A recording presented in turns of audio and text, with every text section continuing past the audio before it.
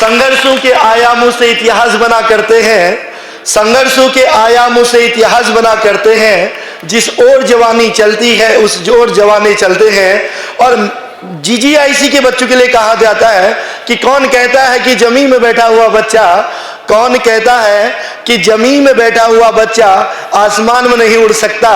कौन कहता है कि आभाओं में रहने वाला बच्चा अपनी मंजिल को नहीं प्राप्त कर सकता, और कौन कहता है कि जीजीआईसी के इस राजपुर में पढ़ने वाला बच्चा एक इतिहास नहीं बना सकता, क्योंकि इतिहास भी उन्होंने बनाया है,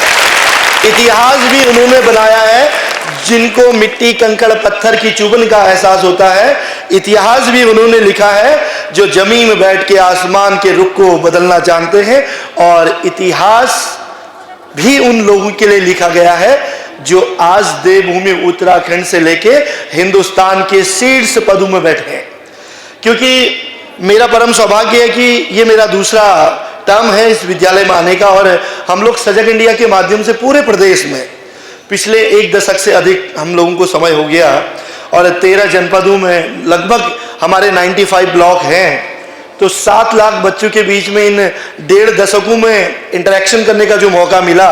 तो मुझे लगता है कि इस भारत को अगर विकसित राष्ट्र बनाना है, इस देवभूमि उत्तराखंड को विकसित राष्ट्र बनाना है, अगर हमें माता भूमि पुत्रो अहम पृथिव्या जैसे भाव लेके आने हैं, तो उसके लिए हमें अपने नौनिहालों को, अपने टीनेजर बच्चों को, अपने जो स्कूली स्टूडेंट्स हैं उनके साथ संवाद करना चाहिए, उनको मोटिवेट करना चाहिए। क्योंकि आज पूरे विश्व को पता है, पूरे विश्व को पता है कि भारत एक युवा शक्ति के रूप में आगे बढ़ रहा है। हम सब जानते हैं कि पूरे विश्व में अगर आज देवभूमि उत्तराखंड की बात करें, अगर पूरे भारतवर्ष की बात करें, तो 125 करोड़ जिस देश की जनसंख्या हो, 125 करोड़ भारतवासियों के बीच हम उत्तराखंडवासी 1% हैं, यानी कि हम 1.25 करोड़ हैं। लेकिन सोचिए जो 1.25 करोड़ उत्तराखंडवासी हैं, या इस देवभूमि की अगर हम बात करें, तो पूरे देश को हवा देने का काम, पूरे देश का पर्यावरण संरक्षण का काम, पूरे देश को जल गंगा 4 धाम देवतुल्य दर्शन कराने का काम, जहां संस्कृति और सभ्यता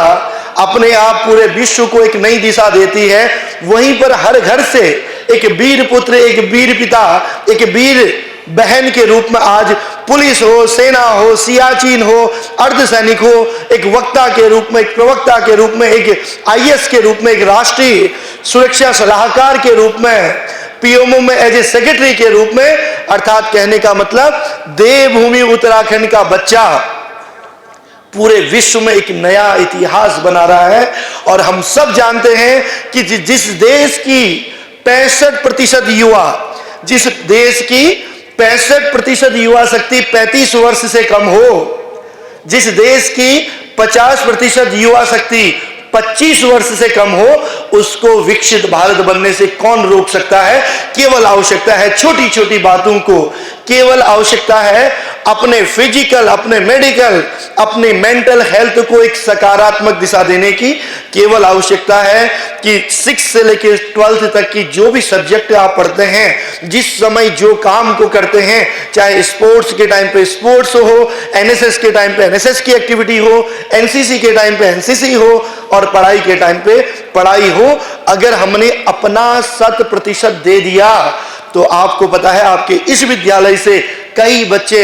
आर्मी के officers, police officers, IAS, PCS, वक्ता, प्रवक्ता, एक्टर, यानी कि हर फील्ड में हमारी देवभूमि उत्तराखंड के साथ साथ इस विद्यालय का बच्चा भी आगे बढ़ा है। केवल आवश्यकता है हम लोगों को छोटी छोटी बातों को महसूस करने की, केवल आवश्यकता है अपने मॉरल एजुकेशन को, अपने मॉरल वैल्यूज को, अपने फिजिकल, अपना मेडिकल और अपने आचार विचार और अपने भावनाओं को सकारात्मक दिशा में बढ़ाने की। क्योंकि आज के टाइम पे पूरे हिंदुस्तान में या पूरे विश्व में अगर किसी ने इतिहास लिखा है, तो आप इतिहास तमाम प्रकार के जो सब्जेक्ट हैं उनको पढ़िएगा। इतिहास उसी ने बनाया, इतिहास उसी ने बनाया है जिस व्यक्ति ने अभाव देखा है बेटा, जिसको सब कुछ मिल गया, जिसको घोड़ा, गाड़ी, मकान, परिवार सब कुछ अच्छा मिला, वो व्यक्ति जीवन में बहुत आगे बढ़ जाएगा। वो केवल 1 या 2% होते हैं। आप अपने टीचर्स का एग्जाम्पल ले लीजिए, आप देश के प्रधानमंत्री जी का एग्जाम्पल ले लीजिए, आप इस प्रदेश के मुख्यमंत्री जी का एग्जाम्पल ले लीजिए, आप अपने ही आसपास के ऐसे लोगों का एग्जाम्पल ले लीजिए। आप खुद ललित जोशी का एग्जाम्पल ले सकते हैं, क्योंकि मैं भी पर्वतीय जिला बागेश्वर से आके पिछले 2 दशक से 12th के बाद आप लोगों की तरह हिंदी मीडियम से पढ़ के देहरादून में आया, और आज 4 group of college of nursing, college of paramedical, college of computer science, college of management, college of hospitality, और इसके साथ इस बार कॉलेज ऑफ फार्मेसी भी आ रही है, जहां पर प्रति वर्ष 300 बच्चों को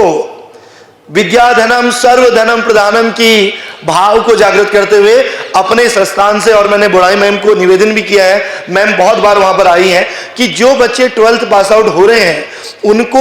आगे अगर मेडिकल के फील्ड में, मैनेजमेंट के फील्ड में, कंप्यूटर साइंस के फील्ड में, चाहे आर्ट्स कॉमर्स बायो का बच्चा हो या मैथ का बच्चा, अगर वो पढ़ना चाहता है तो प्रति वर्ष ऐसे प्रतिभावान छात्र छात्राओं को जो आर्थिक रूप से कमजोर हैं लेकिन पढ़ने में अच्छे हैं, कुछ करना चाहते हैं, 300 बच्चों का 100% ट्यूशन फीस माफ है। और आज 2500 बच्चों में लगभग 700 बच्चा ऐसा पढ़ रहा है जो आने वाले टाइम पे कल अपने जैसे किसी प्रतिभावान बच्चे को पढ़ाने के लिए मदद करेगा। केवल एक उद्देश्य है कि हम और हमारा परिवार, हमारा समाज हमसे बेहतर बने, वो आपके प्रिंसिपल मैम, आपके टीचर से अच्छा बने, वो ललित जोशी से भी बेहतर बने।